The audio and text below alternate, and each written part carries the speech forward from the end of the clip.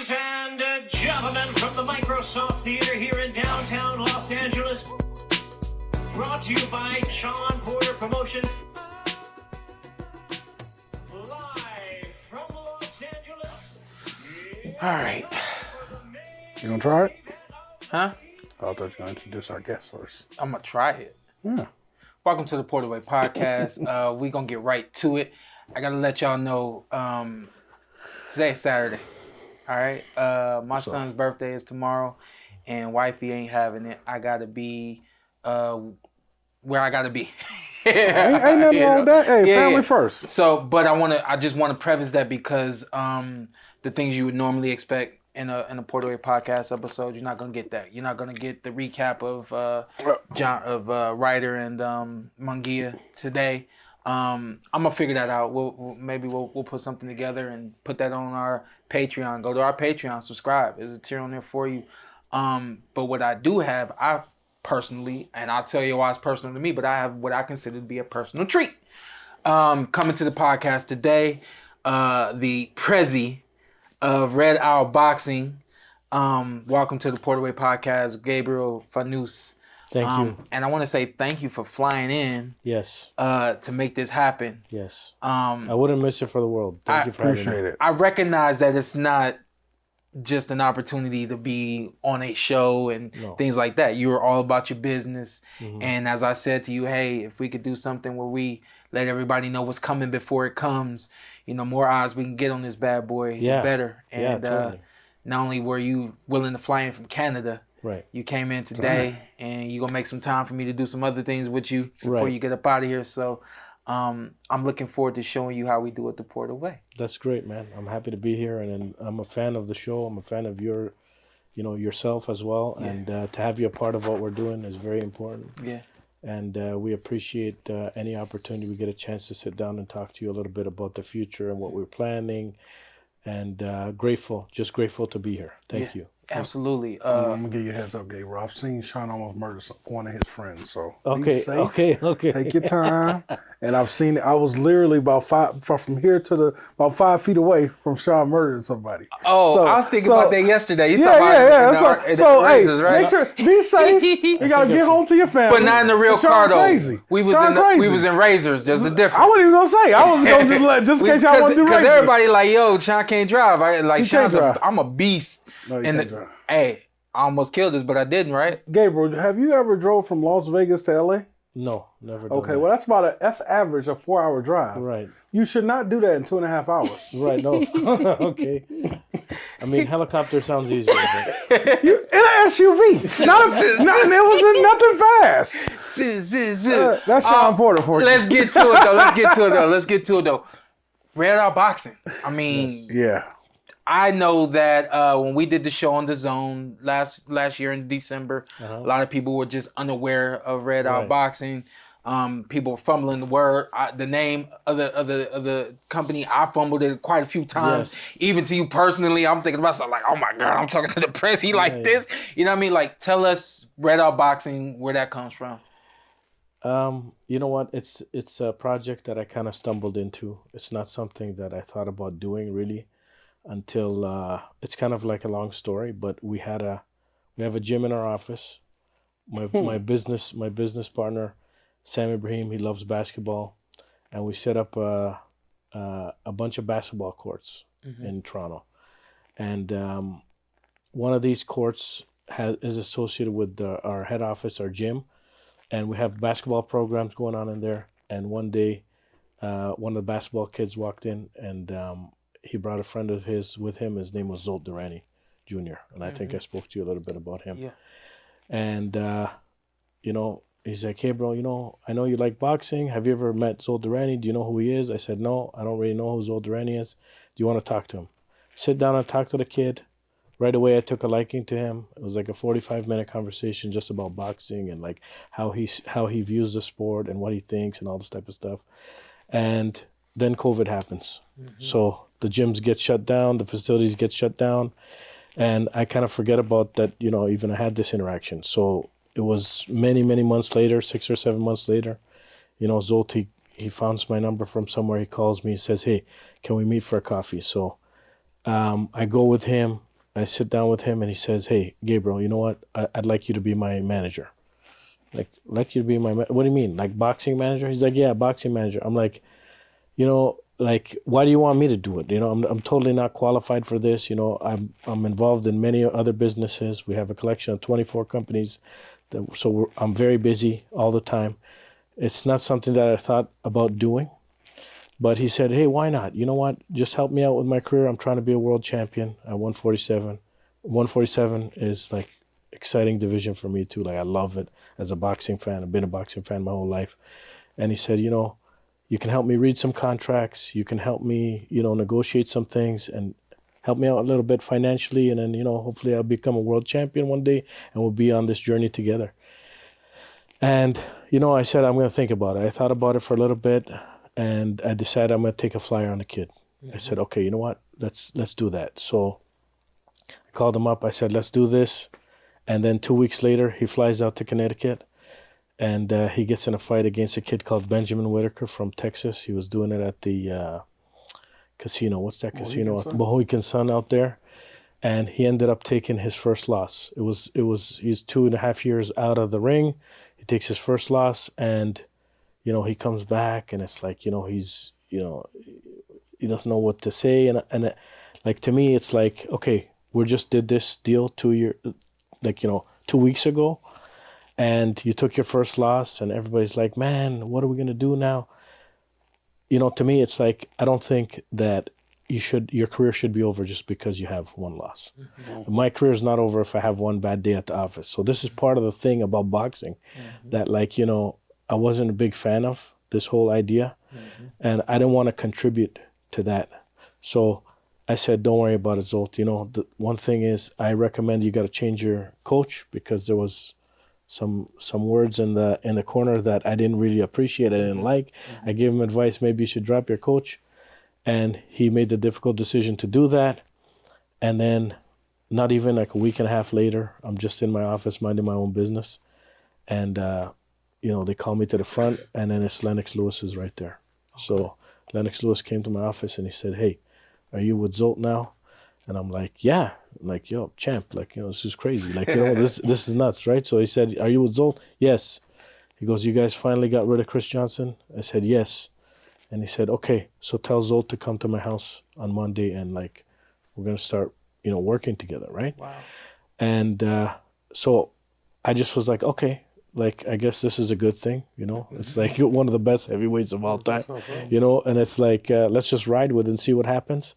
And then my partner, Sam, decided to build another basketball court. And he said, hey, why don't you call Champ out to the grand opening of that basketball court and bring Zolt and bring Coach Steve Hayden too. They all came out. And he said, okay, here's a basketball court, but I want to show you guys something. And he took us to this dilapidated gym, which is, it's all part of one big complex. But the gym was just completely like run down and empty. It's been empty for a long time. And he said, hey, Gabriel, you know what, man? Let's see if we can build like a facility for boxing here. Wow. And I'm like, okay, I mean, let's evaluate it, see how much it costs and see if it makes sense. And at the same time, you know, I realized as a manager, right, my job is to try to find Zolt fights, because Champ was like, hey, that's your job, you know. Lennox was like, yo, that's your job. We're just working on training and stuff, right?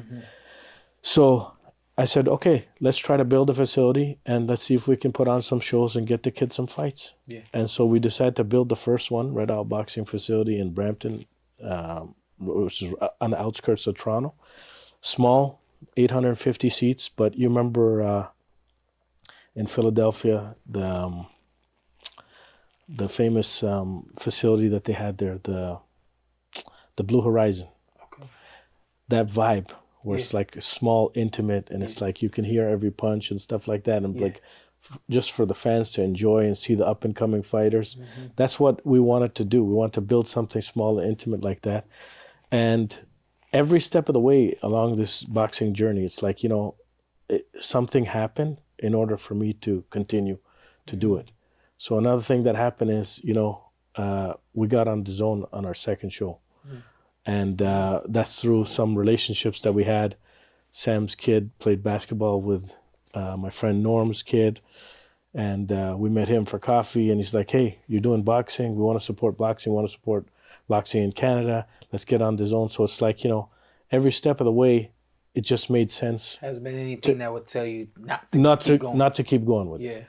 And I want to build like a brand, I want to build a brand that you can trust, when you go to Apple Store, anywhere, it's the same vibe, it's the same feeling, everywhere. Right? Yeah. When you go to like a Nike store, it's the same vibe, it's the same feeling. You go to McDonald's, anywhere in the world, it's the same thing.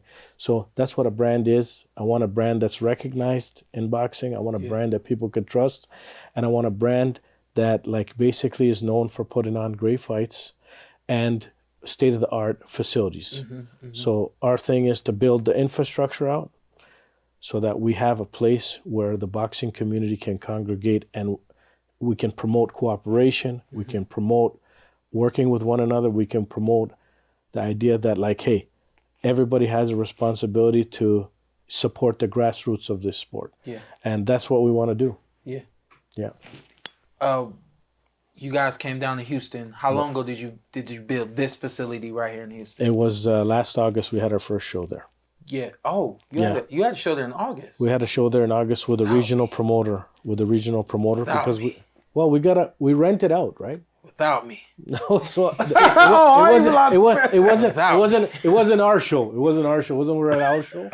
I'm just saying is that these facilities are designed to be utilized by others as well. Because I'm coining this. You guys challenge me. Let me know. Holler in the chats. Tell Antt, because I don't read them. Y'all already know that. But I'm challenging that this is the first official boxing facility ever built in America. Right. I do believe that that's the case. I think so, yeah. The ring does not move. Right. And that's something that you guys don't, like, y'all had never thought about that before. Right. When you go into any facility for a boxing event. You got to put the ring up, you got to take it down, the whole nine. You got to get the lights up, you got to do all this type of stuff. It makes it economically very difficult to keep putting on these shows. And for the fans, you're bouncing around from one venue to the next. There's not a consistency from fan experience. Mm-hmm. So it's like, here's what we're saying. We're saying, let's build a facility that's just designed for this. Yeah. And let's not cheap out. Let's put the best cameras that we could put. Let's put the best lights that we could put. Let's put the best TVs. Let's put the best fan experience, food and beverage fan experience, and like the waitress staff and the ring girls, and have it consistent. And it's a place where, me as a boxing fan, this is where I would want to go to watch a fight, and it's like, you saw how electric it was in Houston that night. And it's like, hey, this is a fun vibe. My dream would be to build more of these in like 5 or 6 different markets, not only in the United States, but hopefully in Europe as well. And basically have the beginning structure of what looks like a league, like an organizational structure for boxing and grassroots. Let's go back real quick. You said, or not that you said, but people have asked me, and I was like, I don't know. Where does Red Owl come from? The name, you mean? Yeah. Well, I've always been fascinated by the animal, the owl. Right? Okay. It's basically like associated with wisdom, in ancient Greek culture and mythology. And also, an owl is very efficient at devouring its prey. It keeps its eyes and ears open, keeps its mouth shut. I think those are some of the attributes that you need to have in the ring in order to be successful. Mm-hmm.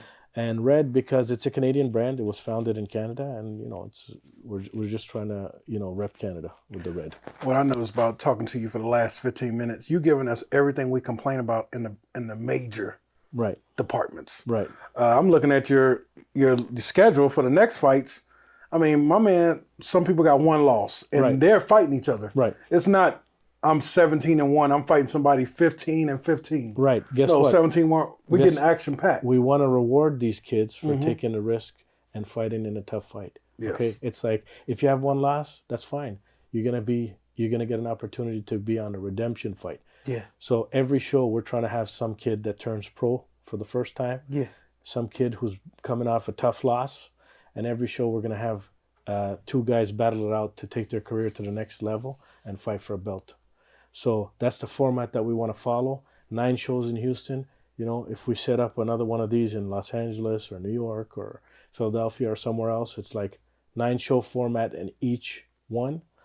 And, if we have 6 markets, that's over 54 shows a year. Yeah. And I think that we can start to establish the organizational structure of grassroots boxing. That's really what's the most important to me. Yeah. Is that infrastructure, that organization, and the rules. Yeah. Right? Because like sometimes, professional boxing, there's a lot of, there's negative connotations. And you spent a lot of time, obviously, in boxing, right? Sure. I mean, I'm sorry to cut you off, but when I came in there, like they just hired me, and I talked to my agent, and we put it together, but I still got my eyeballs open because I don't know Red Out Boxing. I don't know anybody, outside of knowing them. Right. I don't know what this is that I got myself into. So let me make sure that everything is how I would want it to be. And so we sit down when we first got there. You show me the facility. I'm like, wow, like this is pretty awesome. Yeah. We sitting there, and I'm just like, I'm trying to think like, all right, what can I challenge them with next? And I turned over to the guy. I said, Gabe, how you feel about A side, B side? And then what did I say? What'd you answer? I said, hell no. He said,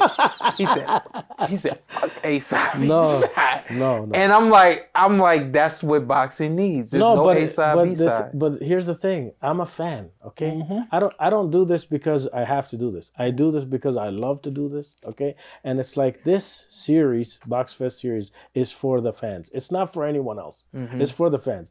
I want to put on fights. Like, look at the best fights you've ever had, you've ever watched, and you've ever experienced. It's like you can ring them off. You always remember them. They're always competitive. They're always close, right? Nobody says, "Oh man, that was a great fight that went to the lopsided decision," or this guy got ripped off. No, the best fights are like Arturo got Mickey Ward. Like the first one, round 9, was like it seared into my memory. Like it's amazing. It's amazing to see the heart of a lion. To see the resiliency. To see it's like how much deeper can you go, right? That's what we love to see. So what is this A side, B side stuff? What like this, the way that the regional promotions set up right now, right? It's like, okay, what's the point? You're trying to win world championships, right? You're trying to make your guy like a world title holder, right? Okay, so what? You're padding his record? Yeah. Okay, so here's the question. If your stated goal is to make a world champion, what's the percentage of people that get into the ring that end up actually being a world champion? Very little. My business is statistics. We do public opinion polls. I mentioned it to you, right? It's like 99% of these guys, they're not going to be world champions. That's what it is, okay? So your whole business model is built on the 1% chance that something is going to happen. One that can come behind it. Right. Yeah. So that doesn't make sense to me. To me, it makes more sense to make these other guys marketable, to make these other guys, find different pathways to make money in this sport. You know what I mean? It's not just the one way that, hey, look, the only way you're going to make it is if you're a world champion. Okay, no. We need to reorganize, we need to restructure, and we need to redistribute, and we need to find new revenue streams that make sense for these kids. So, for example, NBA, prospects, they'll get these apparel deals and like sponsorship deals and stuff like that, right? That should be available to grassroots fighters. Those type of things should be available to grassroots fighters. But nobody's going to want to do business in corporate America with an entity that they don't trust, right? So you have to build an organization first in order to get those type of opportunities through the door. Because these kids, they just think the only way to do it is to be Floyd Mayweather. Not everybody's going to be Floyd Mayweather, man. So like, look at the UFC. Do they throw the guy out when he's lost 3 fights or 4 fights? No. They're still good fighters. They're still marketable. They still have an audience. They're still appealing to someone. Okay? Great. Perfect example. Yeah. Well, listen, you lost to like amazing names, like incredible guys. And the fights was amazing. And you got in there with like, Spence, you got in there with Crawford, right? You got in there with Thurman. Those fights were amazing fights, right? So it's like, I'm proud of you, what you've done in your career. It's unbelievable. Remember, I told you I was there at your fight against Danny Garcia in Brooklyn. It was a great fight, man. You blew me away. The performance blew me away. And look, man, there's a lot of problems in this sport. I'm not saying that we're going to solve them all, but we're going to try. We're going to try to address some of them. And I think the first step you need to take is to build the facility. Once you build it, they will come. That's number one. And number two is like, hey, let's see if we can cooperate. Mm-hmm. Let's see if we can get together. Let's see if this is gonna entice people to say, okay, let's see if we can build a better future, right? If you think about league sports over the past 30 years and individual sports, league sports have completely taken off, right? In comparison, right? Yeah. Their media numbers are better. That's another thing too. We're talking about like media distribution, right? Yeah. Because I thought that was interesting. Coming on board, I was told that I was going to be doing work on DAZN. Right. But you've got a couple of other networks that are signed on to do this thing now, right? We got Fight Network. We got ESPN Latin America picked us up, and we got Next Level Sports Entertainment also picked us up.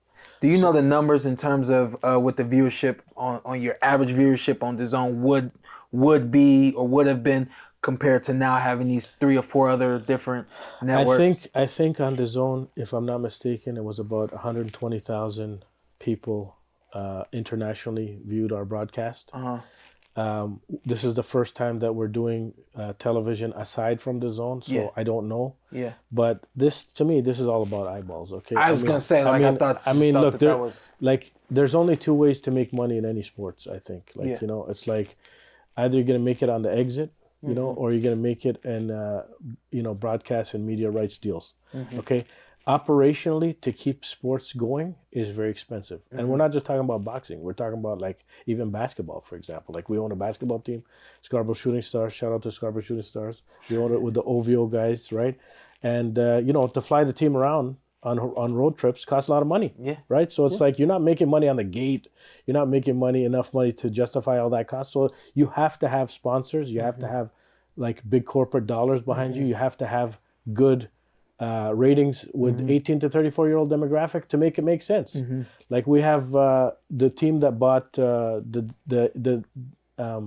UFC also recently picked up the WWE, right? Okay. Oh yeah. So Ari Emanuel, I think it was Endeavor Group, right? TKO also? TKO. Yeah. They made it into TKO. So they asked him. They said, "Hey, you paid $9.3 billion for WWE. Some people say you overpaid. Like, what's your answer to that?" And he said, "No, we didn't overpay because I'll tell you why. We're up 8% amongst the 18 to 34-year-old demographic overall, and our contracts with the media companies are up for renegotiation. And now, if you just saw last week, what did they do? Went to Netflix, $5 billion for 10 years. So guess what, man? That's a good investment, right? So my goal is to, you know, build this into a media property, is to build this into a multimedia platform, get all the content in there, you know, tell the stories of the fighters, you know, and, you know, make it make sense financially for everybody involved through better broadcast and media and distribution deals. Hey, if there's a boxer out there that, you know, they took a loss and now promotion companies don't want to throw them on a date. Can they management contact you guys? Anybody can contact us. I got a guy for our boy. All they got to do, ain't you my boy? All they got to do is go to the website, say, I want to fight, and register to fight, like to be contacted by our team. Oh, yeah, I forgot about that part. Yeah, so you can actually register. I forgot about that. Is it an app or what? Is it just a website? No, it's go to the website. Go to the website. RedOutBoxing.com if you want to fight. And we're going to see if we can put you on a fight. Professional boxers. Right. People don't just start hitting my man up trying to fight. Professional boxers. If you're stalled and you can't get a fight, it's basically taking your career into your own hands. Listen, we want to be, in the future, we want to be known as, hey, like, for example, a kid like Zolt, right? It's like, why are you struggling to find a fight? You should have a place to go where you can get your wins in or you can get your career going. Okay, and that's what we want to be. We want to be that platform for the 5 to 20 wins. Okay, when we're talking about boxing, most of the time everybody wants to talk about like Ryan Garcia's of the world and the Tanks and the Shakur Stevensons. And you know what? That's great. Those guys are fantastic, and they deserve all the accolades that they get because they're great fighters. But that model, the Al Heyman and the De La Hoyas of the world, that model, that 1% model, it's like a concert up there. You know, it's protect that right. No, but it's not only that. It's like when you go to the stadium, right? It's like, hey, Tank versus Ryan, one night only. Okay, let's go. Like this is it. You know, and it's like, okay, we're not trying to compete with that. You know, that's not what we're interested in doing. We want to be the platform to take these kids so that they can reach that stage right? So that they can make it there one day, right? And that middle world of like regional promotions, I talked to you a little bit about it. It's like, that business model is broken, Shawn. Like, it needs to be rethought out. It needs to be reevaluated. Like, it doesn't make sense. A lot of people that I know very well have been putting on boxing shows. They put it on because they love it. They don't put it on because it makes money. Like, it's like, they're taking L's, trying to give these kids opportunities, right? So it's just a matter of like, okay, what's a better way? Like, can we find a better way to do it? I don't take L's, and that's why I brought him onto the show. Right. I'm like, I want everybody, what if I can do anything to make sure people are watching me and listening to me do what I love to do, I'm going to make sure that I do it. And that's why I brought you in today to talk about the next boxing event. Before we get to the next boxing event, I want, while everybody's going to go to that website, maybe if they got somebody who needs a fight or something like that, tell everybody so that they're aware and ready how you match these guys up. You said, hey, you get matched up against, so you get matched up against. Yeah, I mean, sometimes there's guys out there that they'll say, I got to talk to my team to see if this opponent is approved and this opponent's approved. And your dad's going to say, no, we don't want to fight this guy. Your coach is going to say, we don't. You know what? Here's the thing. You don't get to pick your opponent at Red Out Boxing. Yeah. We do. Yeah. Okay? We're going to match you up. We're going to put you in a tough fight. You're going to have to earn your keep. Yeah. And this is for the fans. Again, this platform is for the fans, okay? We don't want to see lopsided fights. We want to see competitive fights. We want to see, as far as I'm concerned, steels sharpen steel, okay? You're not getting any better by fighting a guy that you shouldn't be fighting, okay? Exactly. You're not getting any better. So this is a sport.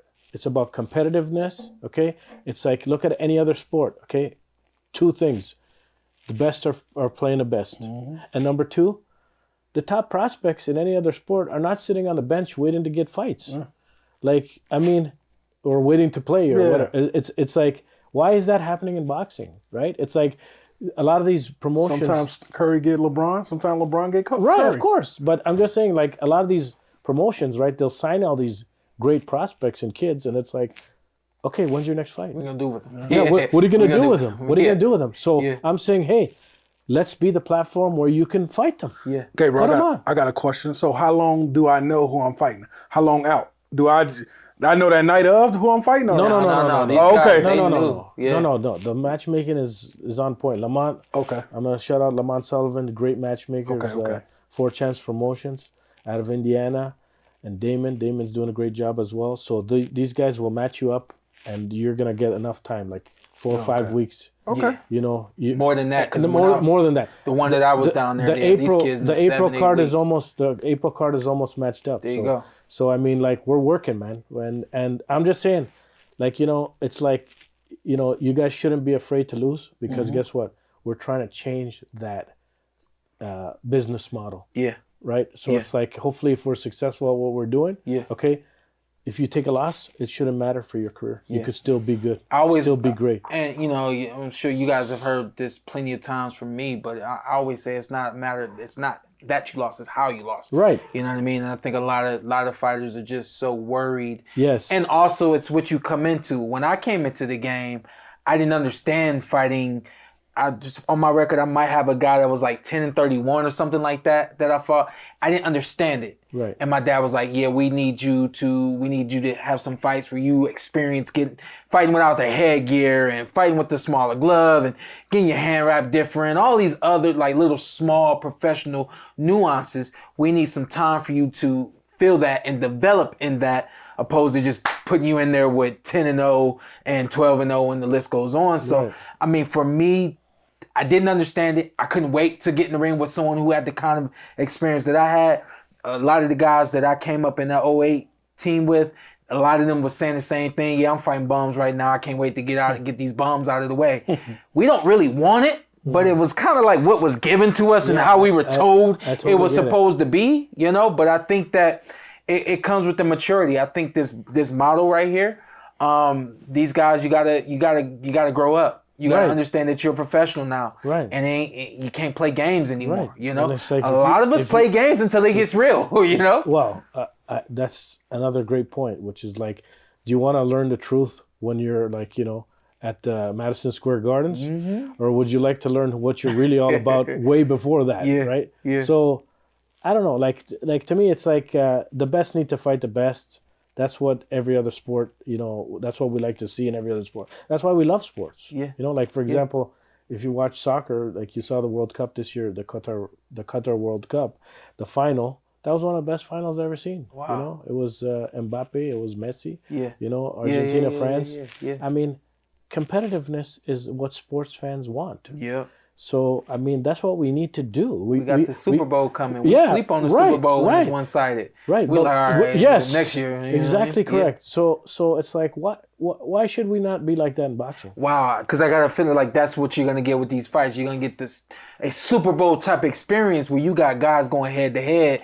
And Super Bowl games, we hate a one-sided game, and we hate a game where they ain't scoring points. Right. So this is not one-sided, and they gonna be throwing some blows and landing some blows. Right. You know what I mean? Right. So that was one of the most important things where I thought it was necessary to have you come on, is to explain to these people like, hey, you're gonna see some names that you've never seen before. Right. You're gonna see some guys that you ain't never, nobody told you to care about. But if you truly love this sport, you love boxing, you want to see competitive boxing, you want to see who's next. And you're going to see future world champions. You want to see who's next. You remember we had Jaleel Hackett on the show on December 2nd, right? Okay. And Jaleel looked great. Sorry, December 1st. Yeah.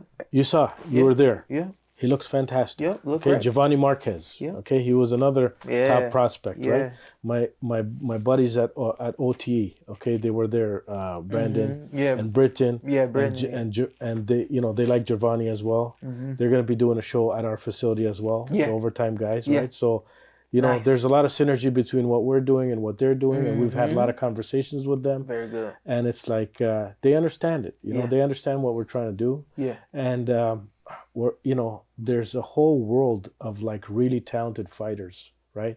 That you don't know their names yet, but it's like they're on the way. They're on the way, and you're gonna know very soon. And every fighter, regardless, red side, blue side, every fighter comes on Red Owl Boxing Show. Yeah, they get a 30-second, 45-second, vignette about why do you fight? Right. Tell me a little bit where you're from, why you fight, what's your story about? Right. Because we want to tell the fighter stories. So hopefully in 10, 15 years we have a collection, an archive of future world champions and say, hey, remember when you fought here in Houston? Yeah. That's dope, man. And one thing I like about the Red Owl is if you've never been to a boxing match and you're around the Texas, Houston area, it's nothing like that energy. And when you're in a smaller, confined space, it's nothing like an energy of a boxing night, man. Yeah. And what my man do, he's putting up great 50-50 fights. Yes. It's not just, I'm bored, I'm going to go get some candy. No. You better sit your ass down or you're going to miss something. Well, I think you compete against, taking your wife out to dinner. You compete against going to movies. You compete against going to sports bar with your friends. Yeah.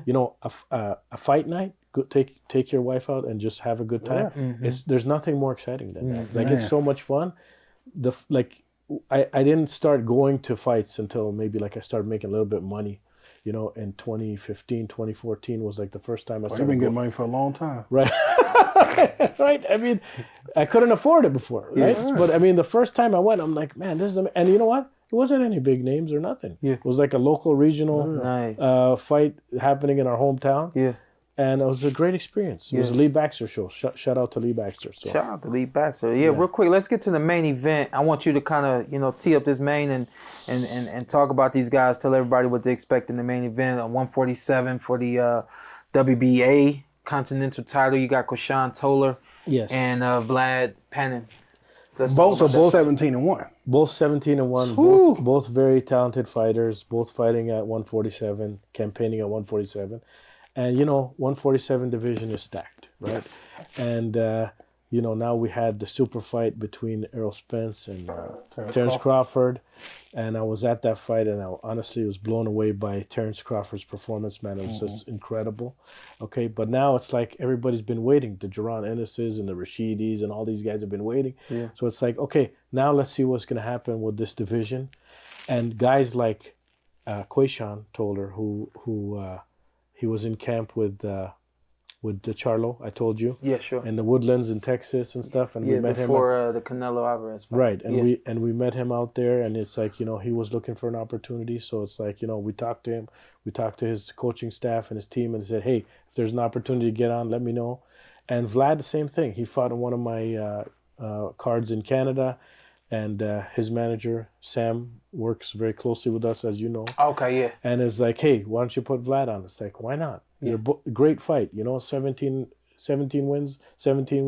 It's like, let's see who's ready to take the next steps of their career, and like, you know, maybe get to the point where it's like you can fight like a Rocha, or you can fight like Rashidi or someone like that, right? So it's like you take that next step, right? There's so many guys, Shawn, that are waiting to take that next step, you know? So it's like we're just trying to give them a chance. Like, I know. Yeah, you know. I'm just he's just saying. I'm telling you. This is a fight you don't get till you're right there for a title. Title eliminator. Yeah, a title eliminator. This is a title eliminator fight. Exactly. So you're getting quality fights at Red Isle. Right. We want them to be quality fights, and we want to give people opportunities in and out of the ring.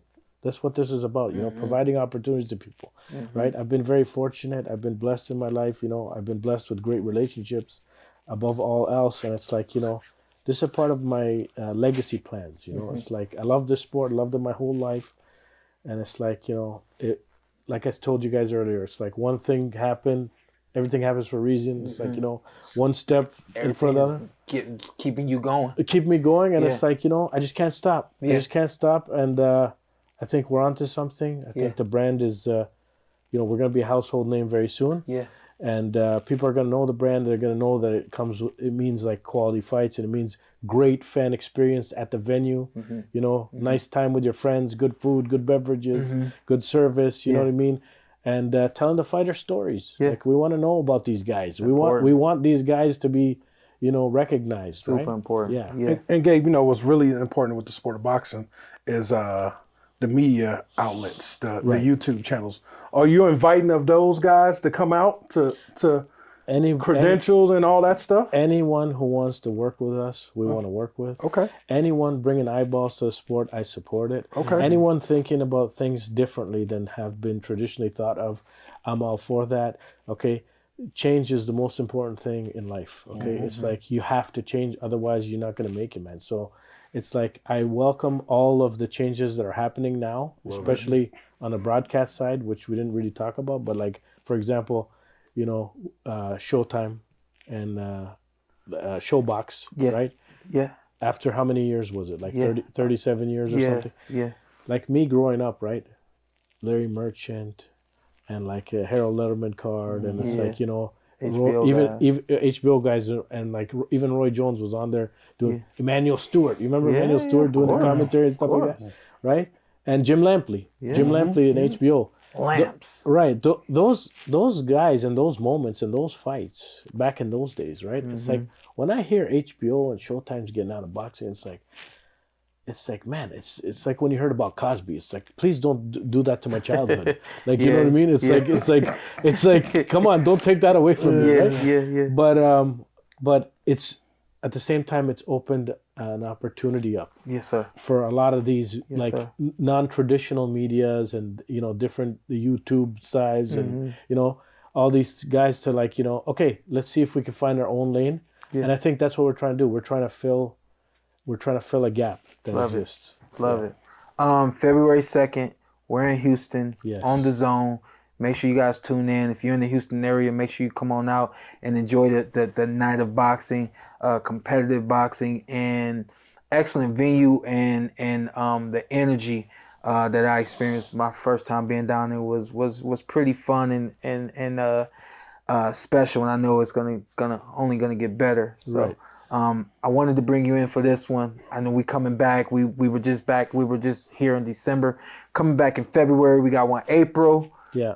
Got one in April. We got a May show. We're going to do a Mexican-style Cinco de Mayo show. There you go. We're going to take June and July off. Then we're going to do August, September, October, and November. Those will be the last 4 shows of the year. Yeah. But always on Fridays because, again, it's kind of like a nostalgia play. Friday Night Fights, if you guys remember. It was just like so exciting.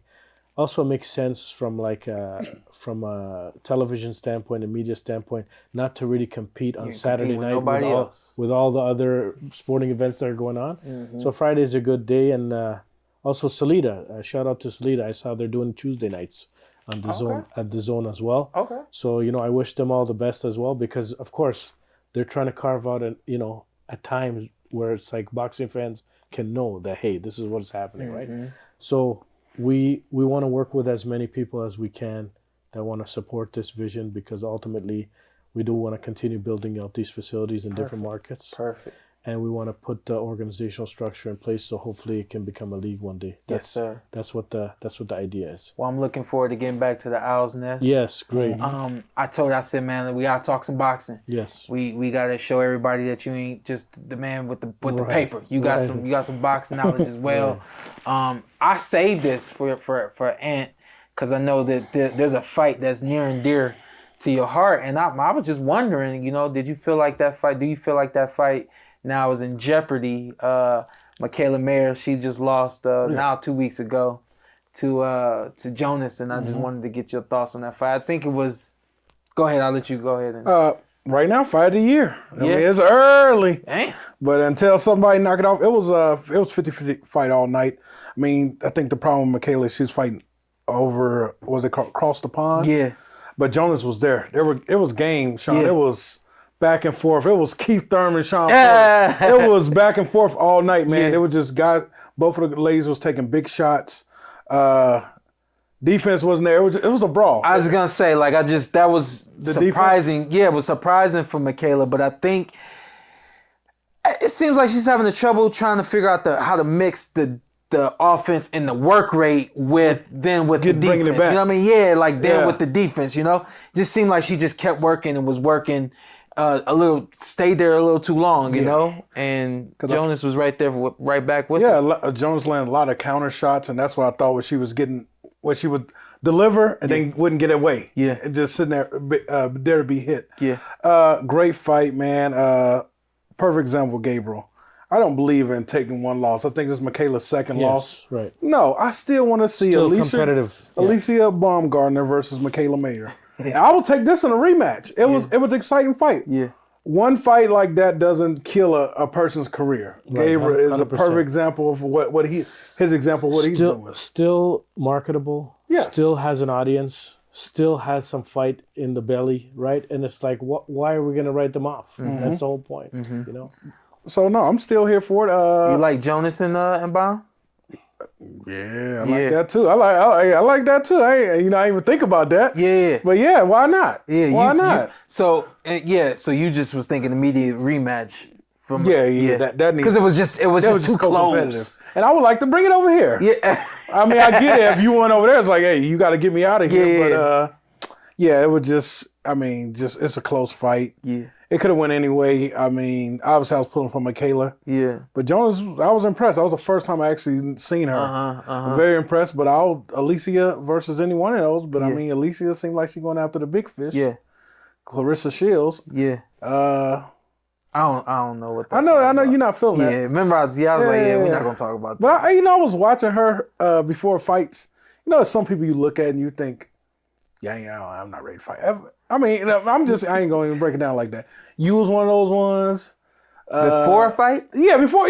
Sometimes you can just, I play football. Like in the back room? No. Before, okay. In just football, we doing a coin toss. I'm like, that dude come to play. Shawn Porter, Alicia. I look at Alicia, Terrence Crawford. It's certain people that got that look like, it's going to be a long night. Yeah. It's going to be, and she has that look like it's going to be a long night. That's true. That would be a long night for her against Clarissa Shields, though. Yeah, I know. But she says she game. You can be game. I mean, I'm here for the competitiveness. You can be game. I mean, what can you do? But I mean, we doubted a lot of people, Shawn. T.O. versus Taylor.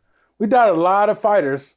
People doubted you versus. We ain't doubt T.O. versus Taylor. But we ain't said, but the performance, goddamn, that was a masterclass. Yeah. But I mean, I want to see the fight. You do want to. I want to see. I think want to see. You don't want to see that fight. It's just, I just think that the skill level, the size. Okay. And I know everybody's like, get past the size. I spar with heavyweights when I was fighting that. You know, when I was legit weighing 160 pounds, I was sparring with heavyweights. So I know what it's like, but it's a different beast on fight night when the person that across from you has the same level of speed, the same level of skills, if not more power, more strength, durability, and things of that nature.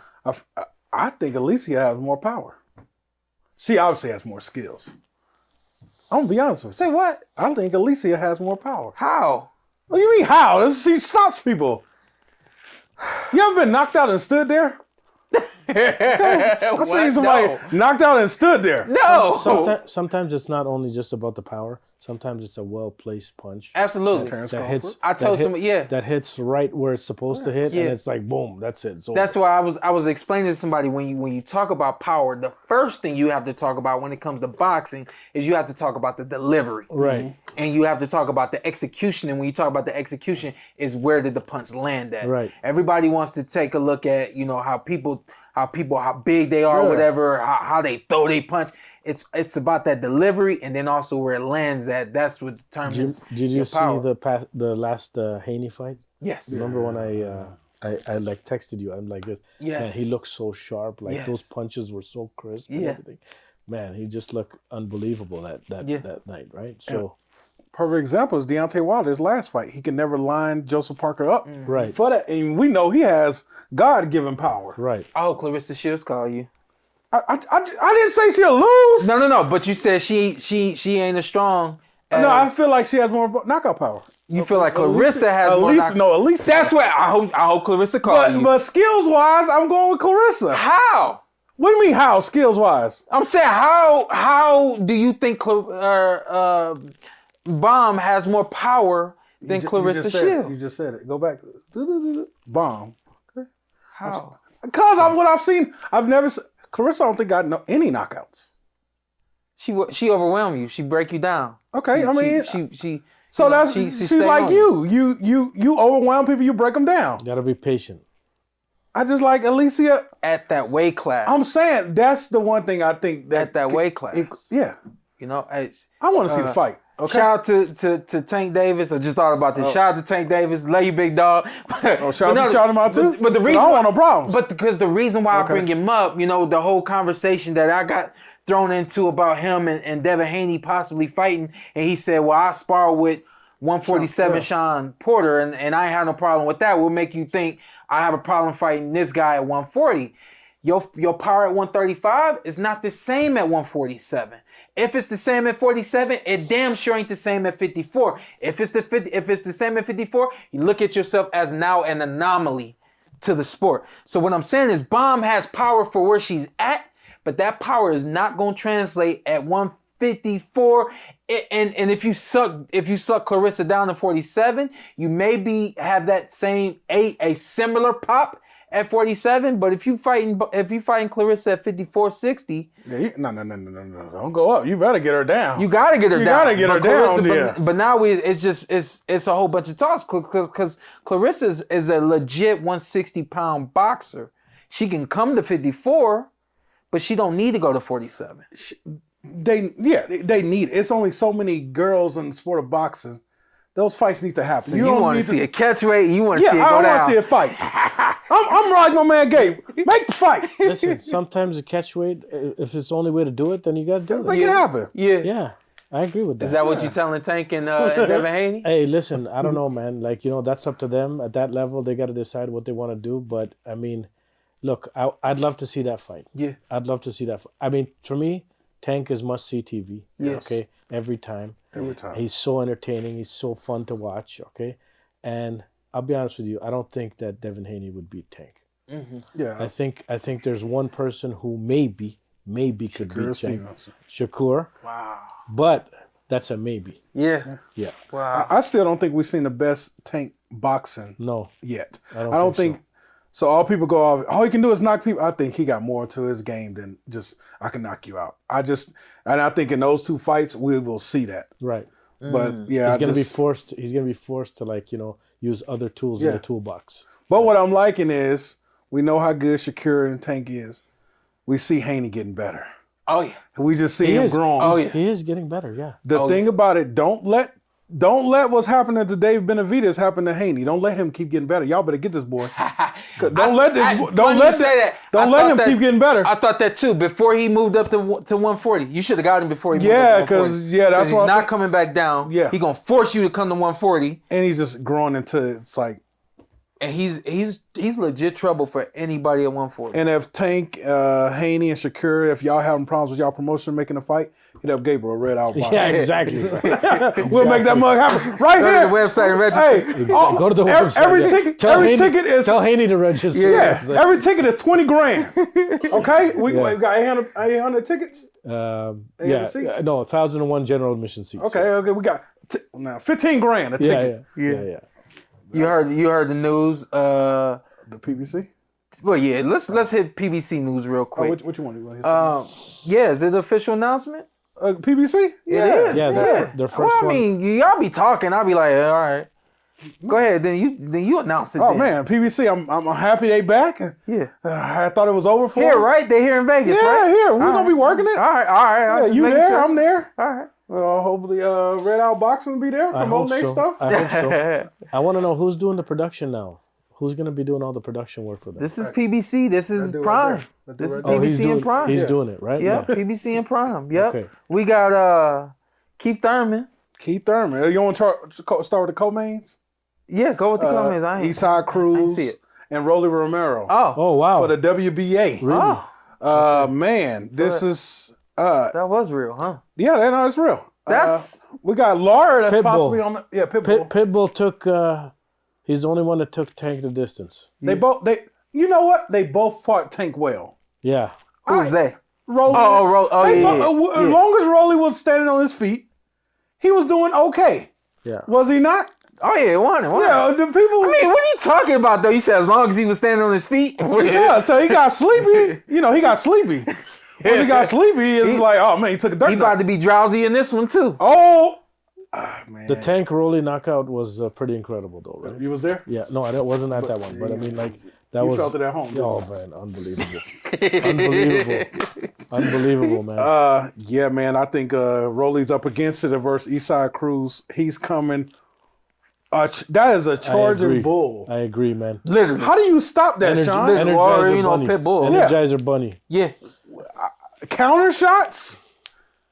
You gotta move your feet. Okay. I thought that Eastside got outboxed in his last fight. Don't remember. Yeah, my man. Yeah. It wasn't Giovanni, was it? What was Giovanni? I think you might be right. Yeah, he was out of Washington. Well, he got outboxed in his last fight. Okay. I thought he lost the fight. He got the win. He moves on. But now he's fighting somebody who can't really move and put it together like that. And we've also seen some deficiencies in Rolly Romero's chin recently. So and yes, it was Giovanni Cabrera. Yeah. So I'm really feeling like, in order to beat an Eastside Cruz, you look at a fight with Tank Davis and you look at how Tank was able to turn him. You look at a fight with Giovanni, you look how Gio just used his feet and moved against him. The Eastside Cruz puzzle is not hard to solve. You just have to have conditioning. Mm-hmm. You have to have a very high boxing IQ, and you got to be able to move your feet. He cannot punch and move his feet at the same time. But if you stand there or you don't take enough steps back and turn, if you don't know how to take steps back and turn and things like that, he going to be on you. I've noticed in the last couple of fights, Rolly is not comfortable moving and punching. Yeah. Really not comfortable moving and punching. That boy Rolly was bouncing around the ring. If he can't sit down, that's not his thing. Yeah. And this is the bad man to just have slow feet. I will say this, though. Okay. Rolly will or needs to stop and just throw him and land him and throw him. Eastside comes right at you. He's not coming at you on an angle. He's not moving his head on his way in. And on top of that, he's not throwing anything on his way in. He's just coming. Boom. And we know Rolly got power. Like a freight train, yeah. Yeah. And Rolly got... Rolly momentum coming in versus Rolly, big right hand. Boom, boom. To make a short night. Let's get him, Rolly. And that's why they made this fight. You flip me. Cruz got a chin on him, man. He can. And he do. He got a great chin. He got a big head. Yeah. He got a big head. That's disrespectful. I got a big head. You got a big head. Don't disrespect people on the PorterWay Podcast. Oh, we don't do that? We don't do that. Oh, that's but his head is big. Who else on this card? Oh man, Lars on this card Against possibly. Who? That one is who's that? That's Michael. Sebastian's on. Yeah, Sebastian. Michael Zarafa. 154. Sean. Is he fighting at 154? This one? Yeah, Serhiy Bochuk. Wow. Yeah, shout out to and that's for a WBC, correct? Yeah. Sebastian. Yeah. Let me ask you, how do you lose to Brian Mendoza and then all of a sudden you get a shot at a title? No, don't ask me that. Okay. Yeah. Shout out to the homegirl Jasmine Knowles. She brought that up. She's like, shouldn't that be like Brian Mendoza in that fight? I was like, yeah, that's a good point. Yeah. Sean, do you think his height is a liability sometimes? Absolutely. 100%. It's gonna do one or two things. It's either gonna get somebody in trouble, or it's gonna be, it's candy in the kids. Right. Especially if the guy's inside the pocket the whole time. Yeah. If he's inside the pocket the whole time, and it's like, you know what, he could just get caught with like a nice big uppercut. It's just like, It's which isn't that what Mendoza? Especially when Sebastian, that's what he did. He lacks speed with both his hands and his feet. You know what I mean? Right. So, but he's been strong and he's been super well conditioned, and he just he's been overwhelming. I see him getting past Serhiy. Bochuk got it. Took a really hard knockout some years ago now. I think it's been a little while since Serhiy's been in the ring. If it hasn't, he's been in the ring on the low. Right. But I feel like that knockout that he sustained, this was back in 2020 or the early part of 2021. Mm-hmm. It felt like it took a lot out of him. I saw him train since then. And I was like, well, I don't know, man. You don't look like yourself, Mm-hmm. So got a couple fights in since he has had a couple fights in since the last fight. Yeah. So and then Lara, where's Lara been? We heard rumors with Lars fighting. And he back on the knockout streak too. So he's been getting them, he's been cleaning them up. Scratch all that. He's been cleaning them up. All right. So hey, listen, shout out to PBC, shout out to Amazon Prime. They done put together a card for y'all. Yeah, I'm glad to see Thurman's back too. Yes, Keith one-time Thurman. Yeah, boy. Oh man, hey, that's gonna be a good fight. Who you got in that fight? I gotta go with Thurman, man. Okay, Shawn going with Thurman too. I'm going with Tim. I'm going with Tim Tszyu. I'm going with Tim Tszyu. Yeah, I like Outback Steakhouse. Break it down. I don't think that's from Australia. It is actually. Break it down. It is. Break it down. But it's not. It is. Break it down. All right. So the thing that worries me about Keith, he hasn't been the same since he cut the ponytail off. That's number one. Okay. I hope he comes to the. If he comes out with a ponytail? No. What if he got the pro? That ain't enough. He need a little tail. He looked like an assassin with that ponytail. The thing worries me about Keith. This is Keith's first. Keith has fought one time in 4 years. Yeah, that's right. This guy has fought 9 times since he fought in 3 months, and 4 years. Yeah. So my man's busy, clean up the division. Yeah. Tim is on a mission, man. If Keith Thurman can get in Keith Thurman bag experience, we know what Keith can do when Keith is focused. Yes. And if he pushes himself in training, I remember Shawn said that about one of his last fights. How hard does he push himself? Keith, man, give us everything you got, man. Yeah. We all love you. Yeah. We want to see you bring it. We know what one time can do. Yeah. If you push yourself and train like you was fighting Shawn Porter, because Tim Tszyu ain't playing. Yeah. He's on a mission. Oh yeah. Tim ain't about no filling out type stuff. Yeah. And that body's, you better have that body right. Because his body attack is nasty. I'm going with Tim Tszyu, late stoppage. I'm going Keith Thurman. I think Keith returns to his original form thereof. The night he beat you? Oh, no, not that night. Come on, man. It was a couple nights before that. Tim, it was a couple nights before that. Hope he don't come in like that. Who? Tim better hope Keith don't come in like that. Shit. I think we get a Keith Thurman that's gonna move, that's gonna allow Tim to operate the way he operates. Mm-hmm. Stylistically, this is a fight that's advantageous for Keith Thurman. Mm-hmm. Why? Because Keith knows how to use his feet. He knows how to lure you in. He knows how to set you up. What does Tim know how to do? Tim knows how to be patient, but Tim doesn't know how to move and pivot and throw jabs and set things up. Tim's patient, will wait, will try to find it, but that's about it. Mm-hmm. There's not much creativity coming from Tim Tszyu. When you fighting Keith Thurman, you gotta be creative. If you become one-dimensional, if you become predictable, he's gonna eat it up. I think he's gonna eat it up. How about your experience in there with him? With Keith? Yeah. Yeah, I think that, again, when you look at my fight with Keith, I went at him in a couple different dimensions throughout the fight. It was a lot of pressure. Yeah. And then there was some boxing in between and things of that nature. Those are things that you just have to be able to, you got to specialize in them. Yeah. Keith is, he talked about it on the podcast, like broke down how he structured the fight with me in his mind. Oh, okay. Round by round type stuff. That was a hell of commentary. I was like, I loved it. I think you made this up, you know what I mean? But when I went back and I was like, he's really, he relies on his brain. Yeah, it's chess. And chess, man. And like, he's a masterful chess player, It's a strategic endeavor, man. Like, it's a lot of thought. If this fight was at 47, I would think differently. 155. It's at 55. He's going to come to the ring stronger. He's going to come to the ring healthier.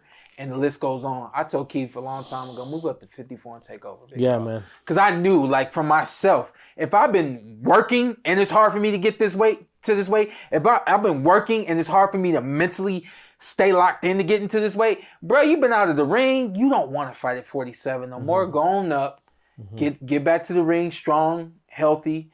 And how old is he now? 30. I'm 36. Keith got to be 35. 35, something like that. Yeah. 36. So after a while, it's like the body just can't make 47 anymore. Yeah. So it makes sense. Yeah. So stop hanging on to it. Yeah. You can become, this is what I know about boxing, you can become a star when you're doing star things. You don't have to become a star in a certain weight class. You know what I mean? That's true. So look at Tim. Tim's at 154 pounds and has really becoming a star. We'll say this. This fight, even though it's, in my personal opinion, stylistically and advantageous for Keith, the business is for Tim. Yeah. Right. You bringing Tim over to the States for his first time. You can't put him in the ring with an American that don't nobody care about.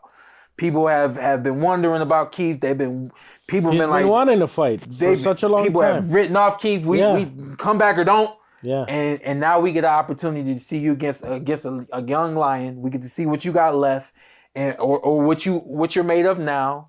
And for the business is, hey, for Tim, you get this win and you become a superstar in boxing in America, not just in Australia. We got an announcement. No, I think it's worth noting too that Thurman took 2.5 years off after fighting Pacquiao, came back to fight Barrios, who is not Tim Tszyu, but he's still a valiant opponent, and put on a one-sided performance after 2.5 years. So notable.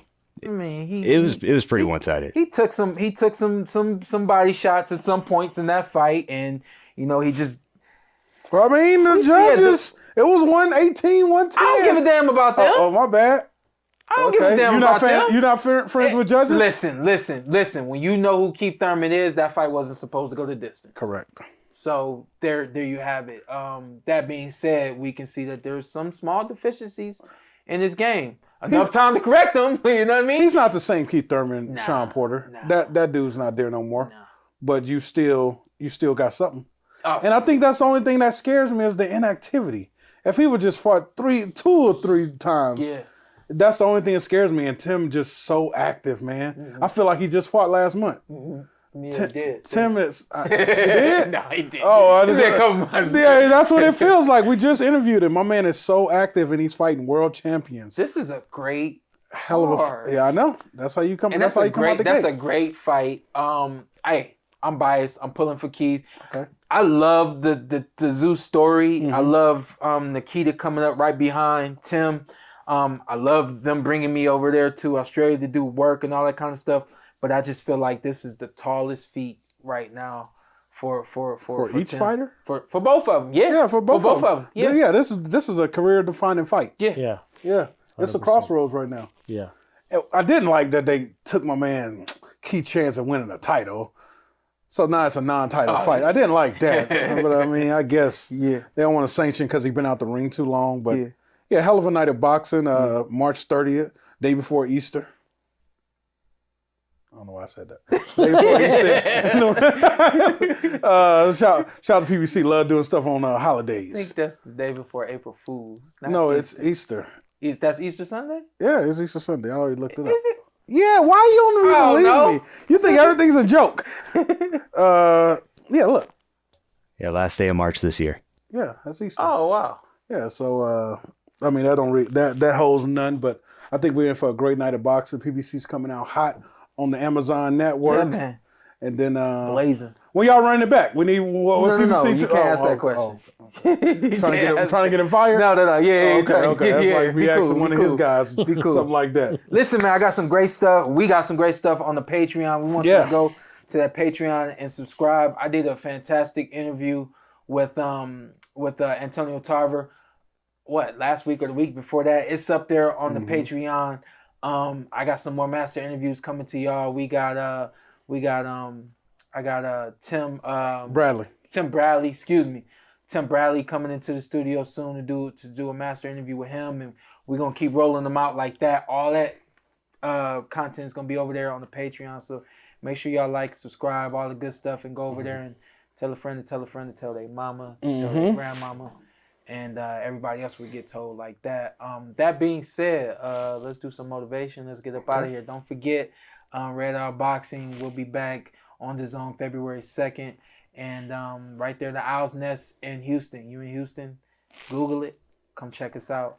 And some motivation. I'm going to go off of a word that I heard you say. Go ahead. Change. Don't be afraid of change. Change, 100%. Change is a necessity. You said it's one of the most important things in life. 100%. Change is a necessity, especially positive change. So let's talk about doing things the right way. Let's talk about changing, evolving, getting better. Not changing, evolving, and decreasing who you are, but increasing everything.